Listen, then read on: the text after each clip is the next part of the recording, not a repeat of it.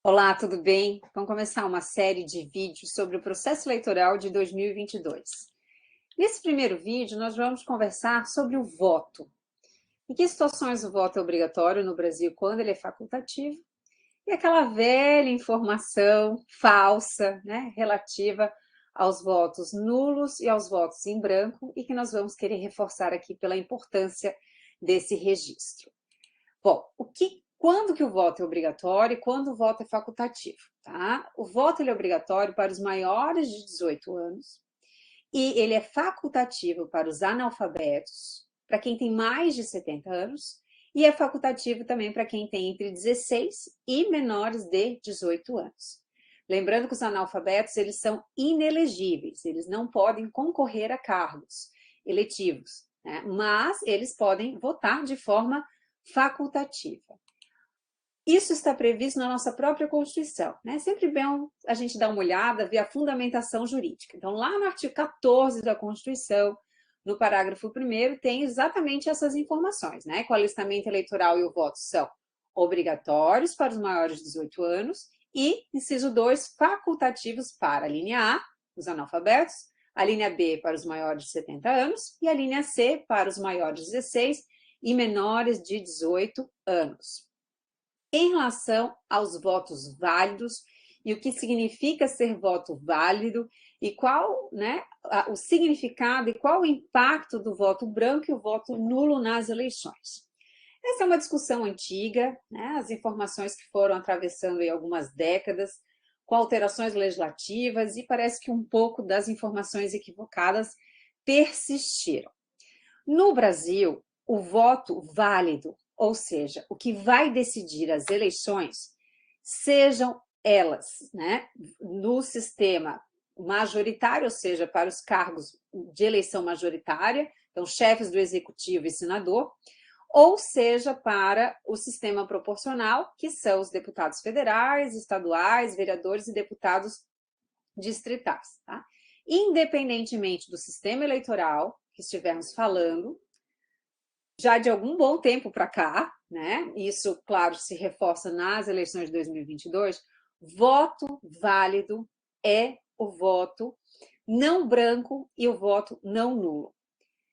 Está revestido de algum significado? Está, né? Então, é quase uma manifestação de pensamento, uma liberdade de expressão, né? Isso, pelos cientistas políticos, pode ser lido de alguma maneira, né? Então, nós tivemos um número alto de abstenções, que é uma outra coisa, né? Tivemos pessoas que compareceram às urnas e votaram em branco ou votaram em nulo. Voto em branco, a própria urna, ela permite essa possibilidade, e o voto nulo é, né, digitar ali um número que não corresponde a nenhum dos candidatos. Mas, efetivamente, essas pessoas, por mais que elas acreditem que estejam manifestando uma opinião, né, ou eventualmente um descontentamento por acreditarem que não há nenhuma opção ou que não concordam com nenhuma opção, elas estão se retirando do processo eleitoral. Efetivamente, de forma bem objetiva, vai decidir a eleição os votos válidos, que são justamente aqueles que não são os em branco nem os em nulo. Toda a contagem vai ser feita com base no voto válido. Isso, gente, olha só, isso está previsto na Constituição, no artigo 77, parágrafo 2º. E essa redação é a redação original da Constituição de 88. Quando trata do cargo, da disputa para a presidência da República. Então, está lá, artigo 77, parágrafo 2º. Será considerado eleito presidente o candidato que, registrado por partido político, obtiver a maioria absoluta de votos não computados os em branco e os nulos. Isso no primeiro turno, né? E aí depois a própria Constituição prevê a possibilidade de um segundo turno, justamente se nenhum deles obtiver a maioria absoluta de votos, mas a regra, né, de não se computar os em branco e os nulos vale, né, por simetria para todo o sistema majoritário. Em 97, tá, pôs-se fim a uma discussão sobre os votos em branco e o papel que os votos brancos teriam. A Lei 9.504 de 97, que é a lei das eleições, né, ela no artigo 2º vai justamente reproduzir o dispositivo constitucional, e no artigo 5º ela vai trazer a informação específica para as eleições proporcionais. Está ali expresso, né? Nas eleições proporcionais contam-se como válidos apenas os votos dados a candidatos regularmente inscritos e as legendas partidárias. Por que isso é tão importante? Por que eu estou fazendo referência aqui à Lei 9.504 de 97? Porque a história, né, o processo histórico em relação ao voto branco, não em relação ao voto nulo, mas ao voto branco, ele remonta ao próprio Código Eleitoral já na década de 30. Porque na redação original, tá, tinha uma previsão de que deveria se usar para o quociente eleitoral, ou seja, algo exclusivo das eleições com sistema proporcional, que isso tudo vai ser explicado no outro vídeo, né, como que se dá o sistema proporcional e quais as mudanças para as eleições de 2022. Lá no Código Eleitoral, na sua redação original, para calcular o quociente eleitoral, tá, deveria-se considerar os que compareceram às eleições. Isso foi interpretado que deveria incluir os votos brancos. Os nulos não, porque os nulos, né, se entendia, bom, se ele é nulo, ele não pode produzir nenhum efeito. Mas nós não podemos desconsiderar os votos em branco. Isso foi reforçado por interpretações jurisprudenciais posteriores e por mesmos dispositivos legais. Ou seja, o voto em branco, por décadas, ele foi realmente utilizado para calcular o quociente eleitoral, que é só uma das etapas do sistema proporcional. Com a Constituição de 88, não, veja, eu saí da década de 30, eu chego na Constituição de 88. Acabamos de ver, a Constituição de 88 traz essa regra. E, no primeiro momento, né, tivemos uma divisão de interpretações doutrinárias e jurisprudenciais, se isso aqui, do artigo 77, parágrafo 2º, que está falando de eleição para presidente, e, né, uma referência central para os cargos das eleições majoritárias, também se aplicaria para as eleições proporcionais. E o entendimento predominante naquele instante é que não, tinha muita divergência.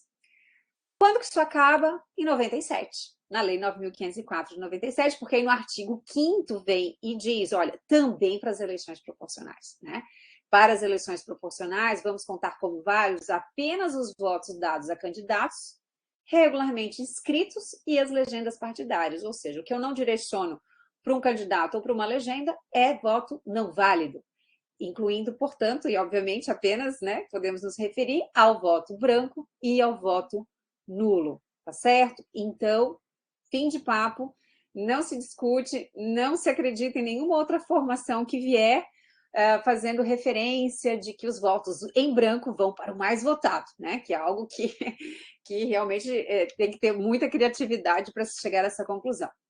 E um último recado também relacionado aos votos nulos.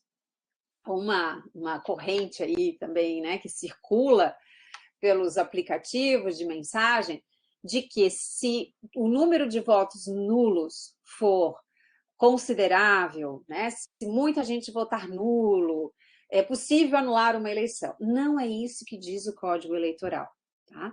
O que o Código Eleitoral reconhece a possibilidade é de termos algum tipo de fraude que comprometa e que atinja a validade, né, de um número da maioria dos votos, e aí vai comprometer a eleição. É uma nulidade da eleição, podemos dizer assim, e não a nulidade do voto voluntariamente realizado pelo eleitor.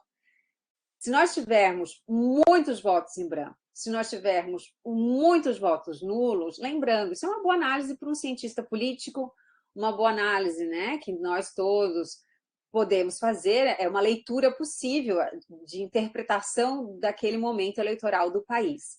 Mas, mesmo que seja uma esmagadora minoria que vote, essa esmagadora minoria vai decidir a eleição. Por isso que cabe realmente uma reflexão, né, consciente sobre esse ponto. Eu estou fazendo uma manifestação, mas eu estou me retirando do processo eleitoral.